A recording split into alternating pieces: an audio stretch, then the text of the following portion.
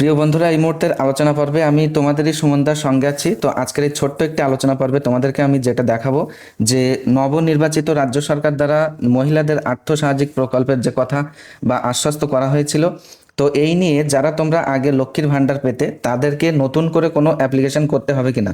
তো দেখো, আমরা কিন্তু এর আগে অফিসিয়াল নোটিফিকেশন অনুযায়ী যেটা বুঝেছিলাম যে অনলাইনে কিন্তু তাদেরকে নতুন করে আর কি আবেদন জমা দেওয়ার কোনো কথা কিন্তু বলা হয়নি, কিন্তু তাদের যে ডকুমেন্টসগুলো আছে সেটা কিন্তু রিভেরিফিকেশনের জন্য গতকালকে থেকেই আর কি পোর্টালটা ওপেন হয়েছে।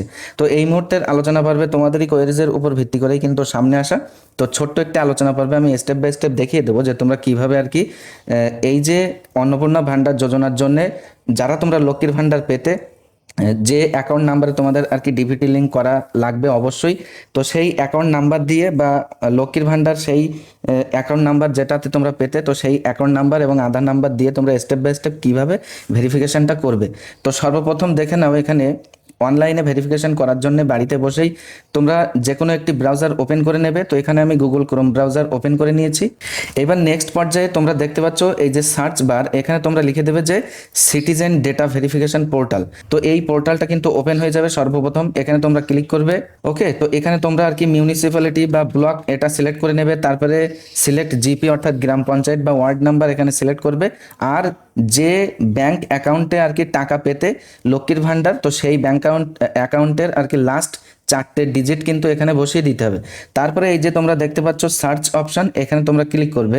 এবার তোমরা দেখতে পাচ্ছ এখানে আর কি যে ক্যান্ডিডেট আছে তিনি কিন্তু এখানে তার ব্লক এবং তার গ্রাম পঞ্চায়েত সিলেক্ট করেছেন, তার অ্যাকাউন্টের যে লাস্ট 4টে ডিজিট এখানে কিন্তু দিয়ে দিয়েছেন।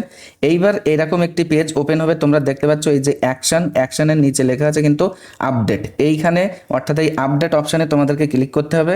তো তারপরে দেখবে এরকম একটি পেজ কিন্তু ওপেন হয়ে যাবে। তোমরা কি করবে, স্ক্রল ডাউন করে একটু নিচে চলে যাবে। এইবার তোমরা এখানে কিন্তু দেখতে পাচ্ছ আধার নাম্বার, এপিক নাম্বার। এইবার এই অ্যাকাউন্ট আধার নাম্বারের সাথে আর কি ডিবিটি লিঙ্ক করা হয়েছে কিনা, তো এই অপশানটাতে তোমরা যখন ক্লিক করবে দেখবে যে ইয়েস নো অপশান আসবে, তো ইয়েস করে দেবে অবশ্যই। আচ্ছা, তারপরে এখানে টিক বক্সে টিক করবে। এইবার এখানে দেখো আধারের যে ছবিটা সেটা কিন্তু 200 কেবির মধ্যে আপলোড করতে হবে। তারপরে এপিক আইডির যে ছবিটা সেটাও কিন্তু 200 কেবির মধ্যে আপলোড করে নিতে হবে। আচ্ছা, এইবার এই ক্যান্ডিডেট ট্রাইব্যুনালে আপিল যদি করে থাকে তাহলে এই অপশানটাতে যদি হাত দাও তাহলে কিন্তু এখানে ইয়েস অথবা নো অপশান আসবে। যদি ইয়েস হয় ইয়েস করে দেবে, না হলে নো হলে নো করে দেবে। তারপরে সর্বশেষ পর্যায়ে দেখো এখানে সাবমিট ভেরিফিকেশান, এই জায়গাতে তোমরা কিন্তু টাচ করলেই তোমাদের এই যে ডেটা কিন্তু অনলাইনে আর কি মানে ভেরিফিকেশনের জন্য সাবমিটেড হয়ে যাবে। তো এই ছিল সিম্পল স্টেপস। তো আশা করি তোমরা বুঝতে পেরেছো। তো এরপরেও যদি কোনো ধরনের কোনো টপিককে কেন্দ্র করে কোনো ধরনের জিজ্ঞাসা থেকে থাকে তাহলে অবশ্যই তোমরা কিন্তু আমাদের ডেসক্রিপশন বক্সে দেওয়া আমাদের যে অফিসিয়াল হোয়াটসঅ্যাপ তার ডাইরেক্ট লিঙ্কে ভিজিট করে তোমাদের যে কোয়েরিটা আমার কাছে পাঠাতে পারো। তো এতক্ষণ সাথে থাকার জন্য তোমাদের প্রত্যেককে অসংখ্য ধন্যবাদ। দেখা হচ্ছে নেক্সট একটি ইনফরমেটিভ আলোচনা পর্বের সাথে।